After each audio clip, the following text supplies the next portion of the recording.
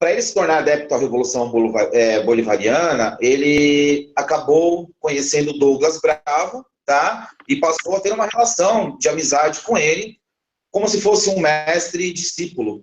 Ele acabou aderindo ao bolivariano, mas em 91 ele acabou rompendo com o Douglas Bravo, né? E para poder concluir aí um pouquinho essa questão da Revolução Bolivariana, né? Ela foi estruturada a partir de 3 elementos. A primeira sobre a inspiração da ideologia de Chaves, seguindo o bolivariano Douglas Bravo. A segunda ligada ao Norberto Ceresoli. E a terceira ao Fidel Castro.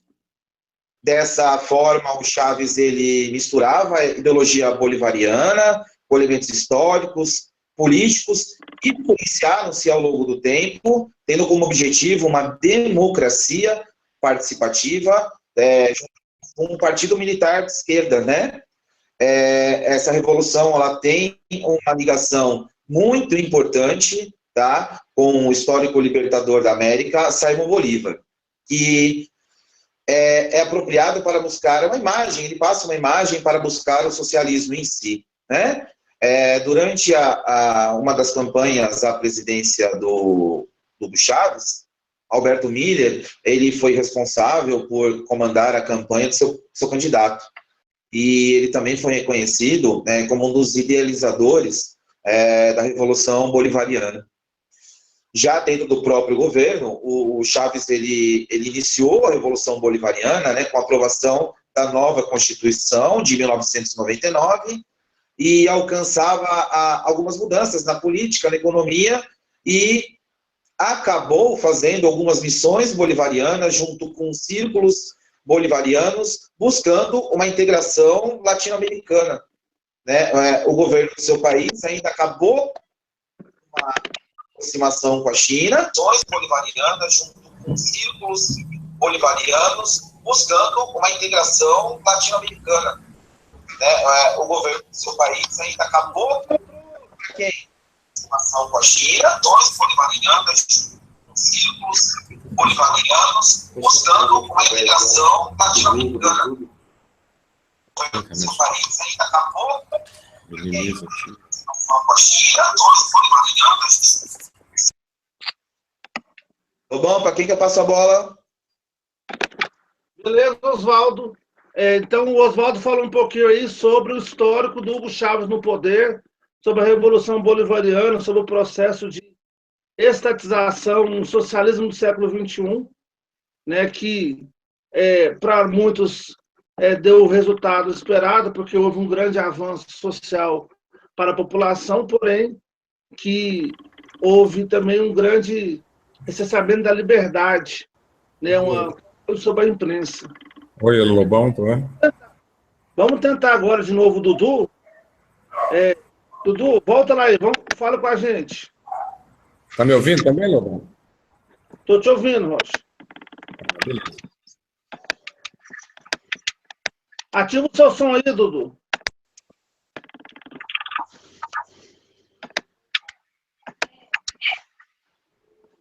Não estou ouvindo. Problemas técnicos. Rocha, dá um alô para a galera aí.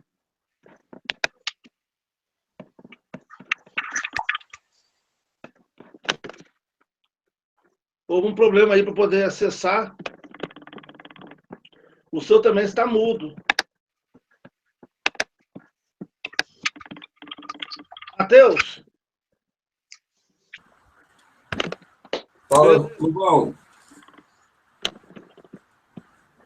Agora estou, Edu. Agora, eu vi também, me ouviu aqui? Também. Edu, fala aí para nós. Beleza.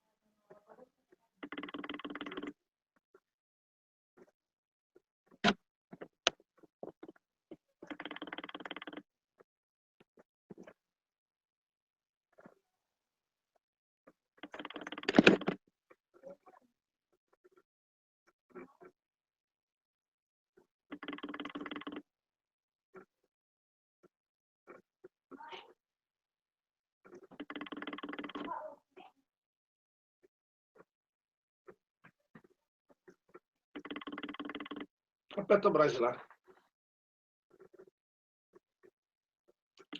Terminou. Tá.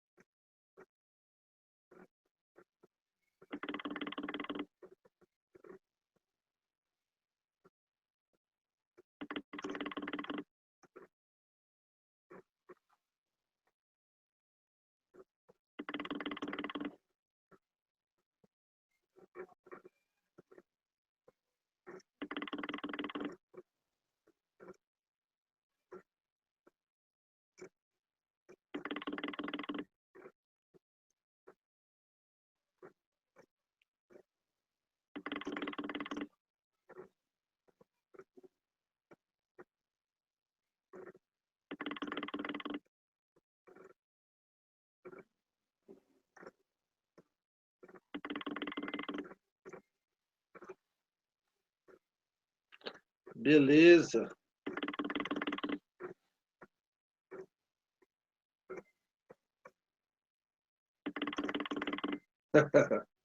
Beleza. Matheus, tá me ouvindo? Matheus?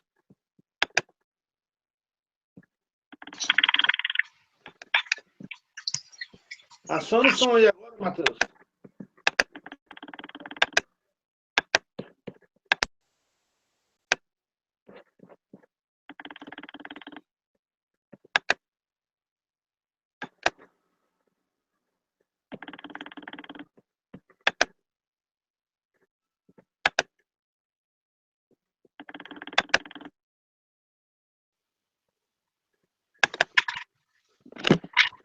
Parece que o Matheus não está conseguindo acessar, não.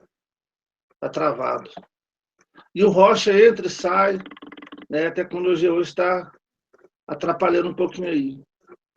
Deixa eu ver o que o pessoal está conversando aqui nas mensagens. Né?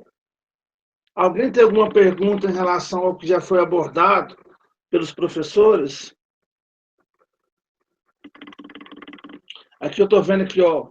Daniel, Missão Gameplay, Isabela Cristine, Ivan Guedes, Vitor Teixeira, grande professor Vitinho, deixando mensagem aí para nós. Caio Esdras, Matheus Martins, Pedro Alves, Alana Carolina. Vamos ver. Matheus, está me ouvindo? Rocha? Oi. Estou no ar? Está me ouvindo? Para nós aí sobre o assunto, estamos ouvindo sim.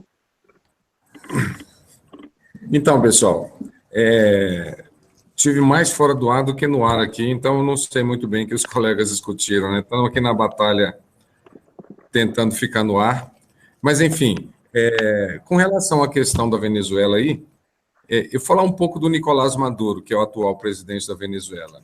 Ele foi eleito junto com Hugo Chávez na eleição de 2012. Chávez foi eleito em 2012 em cima de uma cama de hospital.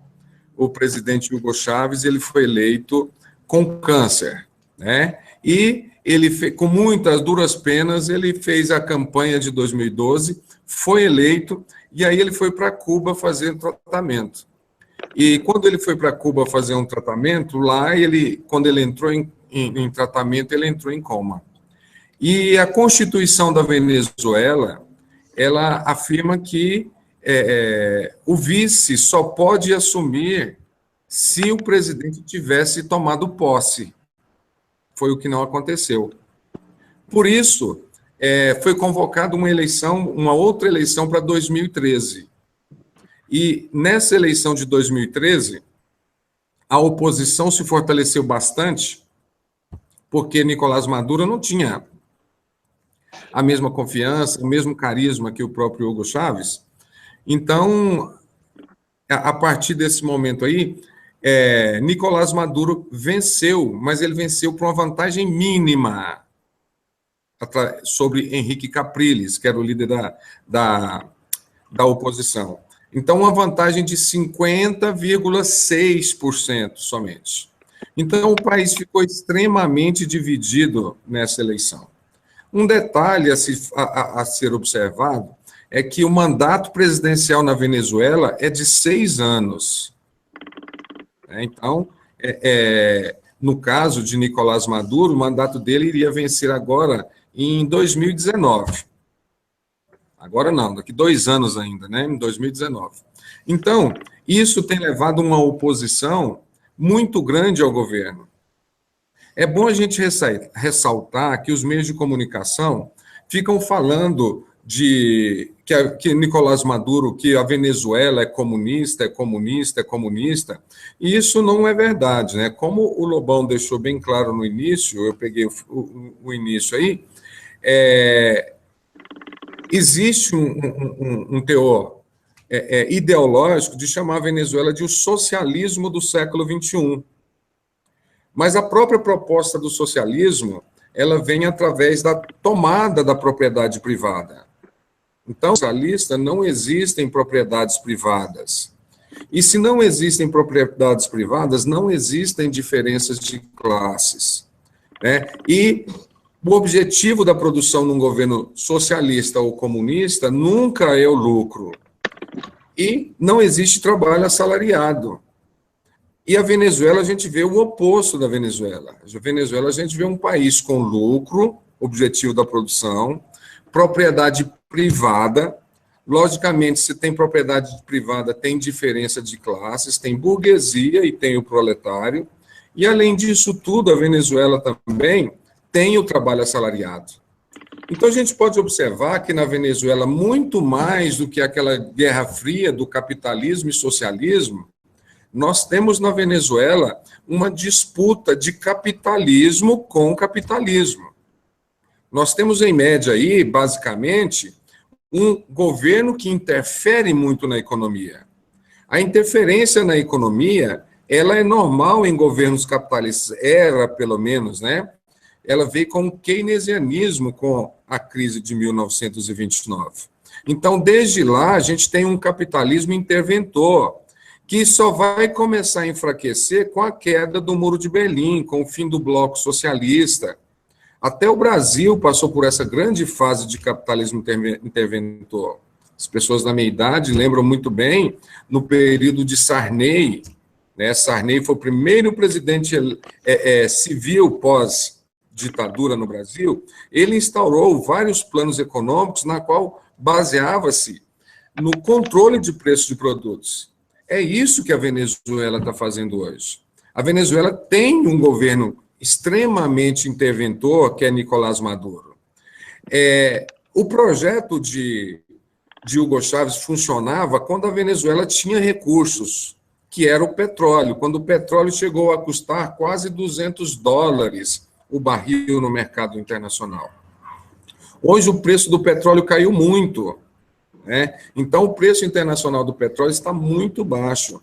Isso leva a Venezuela a uma condição de não conseguir mais sustentar aqueles projetos caros, aqueles projetos que o governo mantinha. Isso leva a população à luta pelo fim desse tipo de governo. Então, a gente não é correto a gente entender também que todos na Venezuela estão contra o governo. Na Venezuela, a gente tem parte da população, que sim, talvez seja a maioria, mas o governo é muito melhor avaliado entre a população, por incrível que pareça. Lá, o Nicolás Maduro tem mais popularidade do que o Temer aqui. Mas isso qualquer um tem, né? Isso não tem problema algum. Mas, enfim, a questão da Venezuela é uma questão, basicamente, hoje, que a gente pode observar, é do capitalismo interventor contra o capitalismo neoliberal. Beleza. Nesse contexto aí, a gente tem o neoliberalismo se expandindo. Esse neoliberalismo está expandindo pelo Brasil, não de uma forma tão intensa quanto a Venezuela e não chocando tanto com a Venezuela. Com as privatizações, de forma lenta e gradativa, nós temos, basicamente, aqui o mesmo processo. A terceirização do trabalho, né, mexer aí nas leis trabalhistas. Então, nós temos essa Venezuela com essa condição, e é um processo do mundo inteiro. Na Venezuela está sendo mais violento, mais intenso, ele está sendo mais dinâmico, eu diria que até mais rápido. Os dois lados não têm um propósito de conversar, de dialogar, a dialética foi deixada de lado, né? E aí a gente vê uma intensa luta de classes, e o neoliberalismo é uma consequência do mundo atual, ele vai avançando, e sobre a Venezuela ele está avançando de forma intensa e brutal. Só para você entender a questão que o Edu destacou também no começo da fala dele, que na Venezuela falta tudo, né? Porque a Venezuela, hoje, eu vou até arriscar aqui uma comparação, ela é o Brasil antes de 1929. Antes da crise da Bolsa de Nova York, o Brasil era totalmente exportador de café. Veio a crise, ou seja, era um país de uma economia só. A Venezuela ainda hoje é um país de uma economia só que é o petróleo. Falta papel higiênico porque não tem indústria de papel higiênico. Falta comida porque não tem indústria de comida. O petróleo, quando valia muito, a Venezuela não se preocupou, talvez é uma das maiores críticas que a gente possa fazer aos governos